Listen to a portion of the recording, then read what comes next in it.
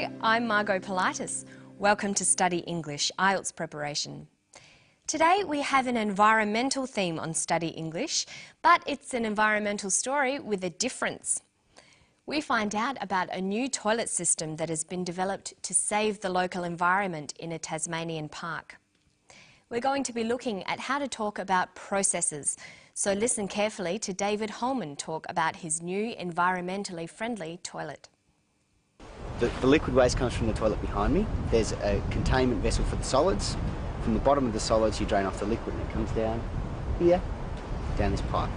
Okay, the pipe tips into this tipping bucket arrangement, and what this does is it fills up to a point and then it suddenly tips, and that will measure each time it tips, so we can calculate the amount of liquid effluent that's gone in.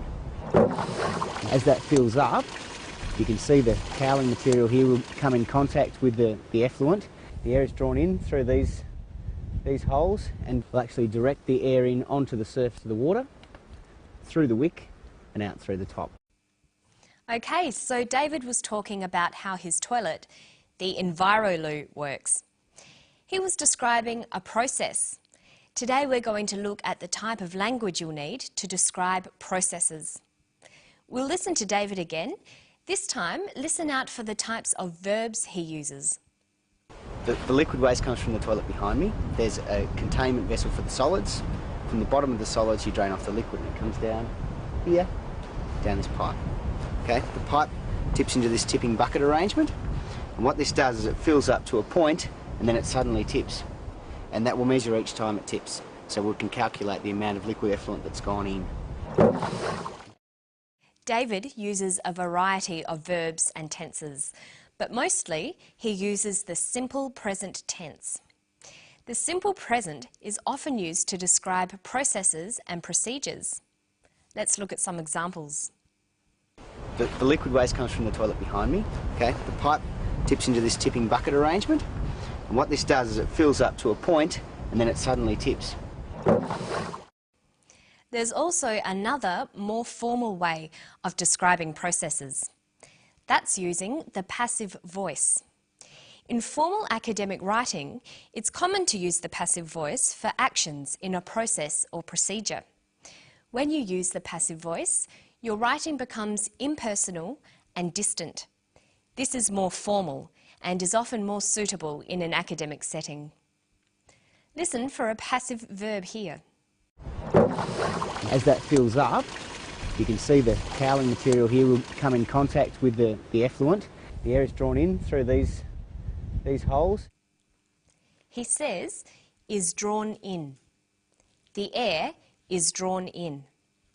Notice there is no subject, no person or thing doing the action, it is just done.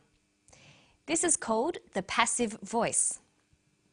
This highlights the process or action rather than the person or thing doing the action. The passive is used when the important thing is not who did the action, but the action itself. This is true when you are describing processes. The process is the same no matter who is doing it, so we choose the passive voice. Let's look a bit more closely at how the passive is formed. Passive verbs are formed by using the verb to be plus the past participle of the verb. Let's look at the verb draw in, to bring something in. The past participle is drawn. This is an irregular past participle. So the passive form is to be drawn in. The different forms of the passive vary according to the action and when the action happened. Okay, so in formal writing, we use the passive form for processes.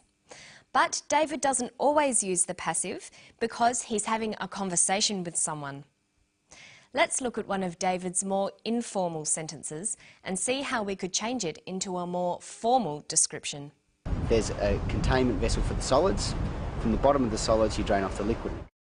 He says, from the bottom of the solids you drain off the liquid. Let's look at the main part of that sentence. You drain off the liquid. The verb is drain off. In a passive sentence, we'd say is drained off. The past participle with the present tense form of to be. To form the passive, we also need to change the sentence around. Most English sentences use the active form, that's subject, verb, object. But in the passive, sentences begin with the object of the verb. Object, verb, subject. In this sentence, we know that drain off is the verb, you is the subject, and the liquid is the object. So, to form a passive sentence, we'll need to turn the sentence around into object, verb, subject. Notice that we add the word by. The liquid is drained off by you. But in a process, we don't need to include the agent of the verb, so it usually gets left out. Our new, more formal sentence reads, the liquid is drained off. So let's go back to that full sentence. From the bottom of the solids, you drain off the liquid. From the bottom of the solids, the liquid is drained off. Here's another one. And that will measure each time it tips, so we can calculate the amount of liquid effluent that's gone in.